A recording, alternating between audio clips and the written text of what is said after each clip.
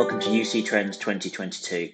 I'm Tom Wright from UC Today, and in this annual series, we speak to senior execs from some of the leading UC and collaboration vendors and get their thoughts on what trends they expect to really take off over the coming few months.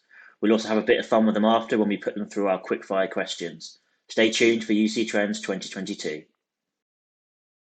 So I'm delighted to be joined by Oded today, who is Chief Product Officer at Zoom. Thanks for joining us, Oded. Thanks for having me. So it's great to have you here, and we're going to be talking about some of the trends you're seeing emerging in the industry at the moment. But to start with, it would be nice to get an idea of how you sort of came into the UC industry and ended up in your role here at Zoom. Well, actually, I've been in real-time communications most of my professional career.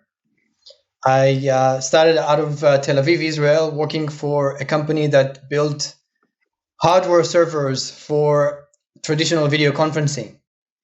And that product was OEM by Cisco. So I kind of found myself relocating to the Bay Area to really support that partnership. And that's how I ended up in the US and in this industry. And it's obviously been a huge couple of years for the industry, and the rate of innovation certainly continued from 2020 into 2021. I'd be interested to get your thoughts on what have been the real big themes throughout this year. I think, like high level, I would say that the biggest change is really the acceptance of people to have video as really the default mode of communication, where it used to be voice or chat. That's the biggest transition, and around that, really, what is changing is how the workplace is going to evolve, and we all been talking about the hybrid work model, how the world is changing on that side, how people will, the ratio between people who are at home versus people who are in the office will really change and scoot more to people working remotely.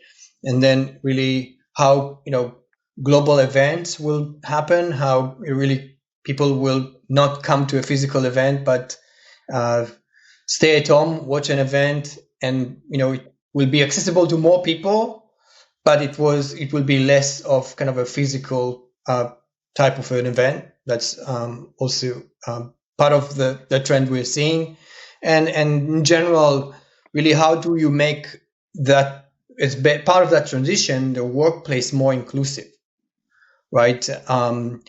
How we are supporting that from a standpoint of technology in terms of the transcription and translation, meaning companies working in different languages. How do we support them with that technology? The Smart Gallery project that enables the continuation of this democratization of meetings, even when there is a separation of people in a conference room and people that are individuals joining meetings. And our project around whiteboarding, where we're trying to really disrupt that workflow, where we allow people that are remote to participate actively in a whiteboarding session with different tools. No matter where they are, they can still be brainstorming, ideating on a whiteboard, either from a conference room or from a personal office, or even with a VR headset in the future. And you, of course, won one of the big individual awards at the UC Awards, which was the UC Leader of the Year. So congratulations for that. And that was, of course, during another huge year for Zoom. Would you be able to pick out some of your personal highlights? Yeah, so first of all, it's a great honor. Thank you for receiving this. I kind of received it on behalf of my team. That's how I see it. But in general, the things that really stand out in the past year are really the general availability of Zoom apps, where really we're moving from just like a killer app to a platform and exposing all these APIs and extensibility aspects of Zoom meetings, and in general our whole unified communication suite to be customizable, to be integrated with other applications through this initiative of Zoom apps. The other milestone is really for the Zoom Phone that reached 2 million seats. That's really an amazing accomplishment of the Zoom Phone team. And then, the announcements we've made at Zoomtopia 2021, the big things that I would like to mention are the hot desking, that really the ability to manage the workplace where you can reserve your seat, come in, and then you have a customized, personalized experience with the devices that we provide. And then the kiosk mode as part of that for the kind of a virtual receptionist experience, again, to support that hybrid workplace. And then we continue to improve our breakout rooms and enhance it to Zoom rooms and really allow that experience of breakout rooms that people so much kind of adopted during the pandemic to be available even in the workplace, in a sense of having this flexibility in the experience of larger meetings, breaking them into smaller meetings and back and forth. That's an experience that people really adopted during the pandemic, and we want to extend that to the workplace as well. Okay, then my final question for you, Oded. I want to ask you to try and look into the future if you can. It's obviously been quite a busy couple of years and quite hard to predict. So, I appreciate you having a go at this one. But are there any big trends or technologies that you really expect to take off or accelerate in 2022? So, along what I mentioned around the adoption of video communication, where it's became kind of the mainstream right now. Like if you would ask a lawyer 3 years ago whether they want to have a video call with you or a phone call, they would just default to a phone call and send you a document to review ahead of time. And now it's completely different. Everyone is happy to jump on a video call and share the screen, and this have made these experiences of collaboration, even a client lawyer experience has become much more effective. So what we see is along those trends is how do we really build the tools for an organization to leverage that disruption, that trend. And what we announced at Zoomtopia, the video experience center or video engagement center, is really that product that allows a business to create that experience when they engage with their customers. And, it applies to a support call where you really want to show a, defected device or share your screen, but also it goes up to an experience with a doctor where you want to go into a waiting room with a nurse, see the information about the things you want to ask the doctor, and then you move into a meeting with the doctor. Then there's a follow-up with you over chat or over the phone, and all of that experience will be integrated through tools that we will provide our customers. So that's kind of one of the things that we see, and how we support customers in making that transition to making that experience, a visual experience, applicable to new use cases that were not applicable to video in the past. Okay, well, I'm sure it's going to be definitely another exciting year for the industry and for Zoom as well. So, Oded, thank you so much for giving us your thoughts there. Happy to do that. Thank you. And if you're happy now, we'll start the quickfire questions and hopefully get to know a bit more about you, if that's okay. Sure, let's do it.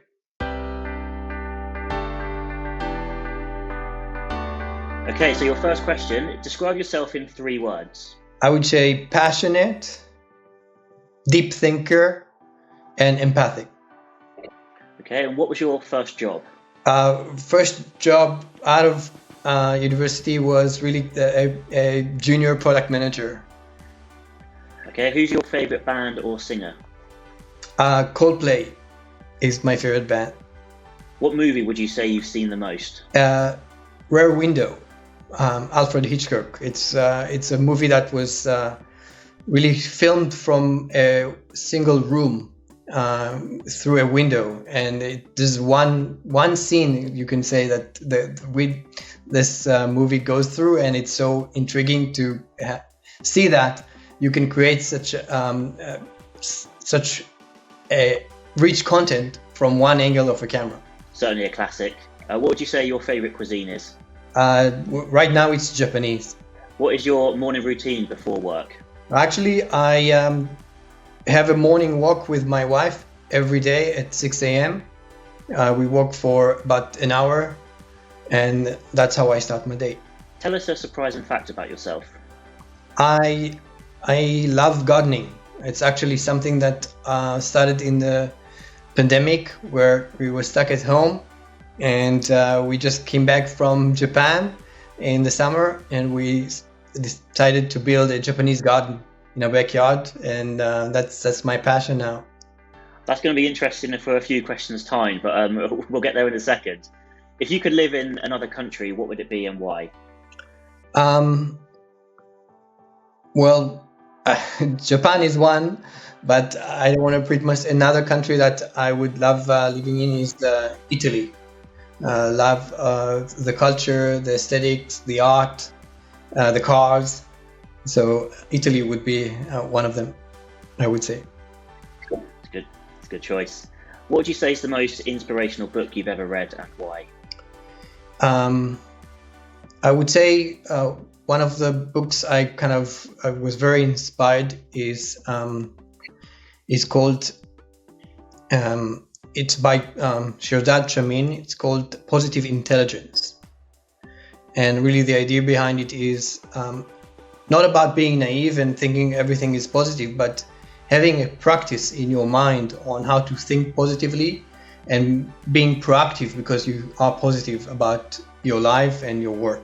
Okay, and you may have already answered this next one, but what would you say is your favorite pastime or hobby?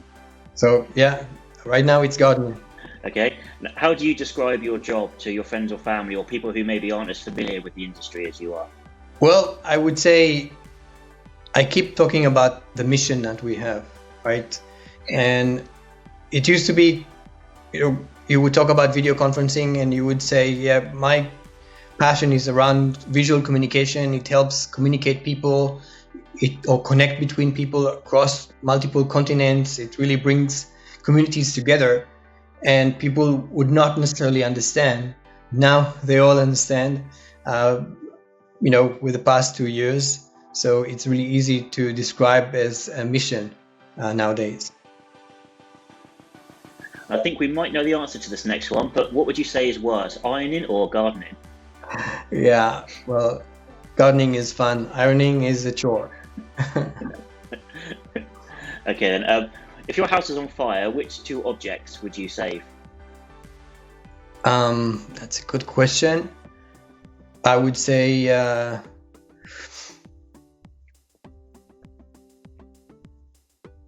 my phone is one.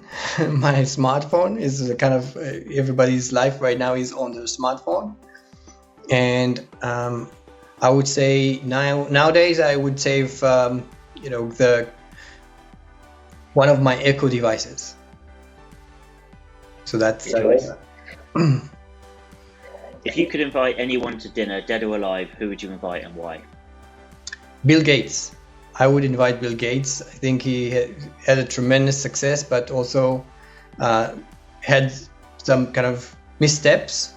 Want to kind of learn from him, what to learn from his successes and his missteps both. So that would be very intriguing. It certainly would. And here's a tricky one: virtual or in-person meetings? Well, as a Zoomie, of course, virtual meetings are great. But I actually have been having a few in-person meetings with my team members to really kind of have that combination. So first choice is a Zoom meeting still these days, but more and more kind of personal one-on-one in-person meetings are great with your teammates. Okay, if you could go back in time for a day, which date or event would you go back to and why? Right now, I'm really intrigued about the 1930s in the US. It was kind of a golden era. We actually our home was built in the 1930s. It's a kind of a special house with a lot of secret things that I would want to go back in time to understand why these things were built and who kind of thought about it and why. So that's my kind of era, the era right now that I would want to go back to. Okay, we're going to get a little bit reflective for the next couple of questions. If you could go back and speak to your younger self, what piece of advice would you give yourself? Over communicate. Well, that's something that really you learn sometimes the hard way, where you try to kind of be your introvert, and it kind of sometimes holds you back. Even for people who are introverts, I really give that advice. Communicate, be out there, express your ideas, express your thoughts, your feelings, and don't be shy. And what would you say your biggest business mistake has been? And more importantly, what did you learn from it? I think in past jobs, really, thinking about just the standards and following just the standards as a way to, build new products is not necessarily the right way to go. In some of my previous jobs, I learned it the hard way. And so one of the things I learned from Eric, our CEO, is don't confine yourselves by this kind of thinking that anything needs to be standard based and anything that needs to be conforming with the overall industry. Sometimes you need to think outside the box, and to be able to innovate, you have to have your own technology. Okay, this is your final question, Oded. We're going to go full circle. What new technology do you think is going to transform the UC and collaboration space? I think I'm not be alone on this, but I do feel virtual reality will change our industry. It will take at least 10 years in my eyes, but really it will transform the experience of us looking into a flat screen to really being more immersive. Not necessarily initially with communication like we do today, more about experiences and traveling or like experiencing some kind of an event that will be more immersive with these technologies. But I feel strongly that in 5 to 10 years, this will really change people's lives. Okay, Oded, that's it. That's the end of the quickfire round. Thanks so much for giving us such thoughtful answers. And I already feel like I know you a bit better. Thank you. And thank you everyone for watching. If you enjoyed this interview, you can find more great UC Trends content at uctoday.com/trends. And we'll see you next time.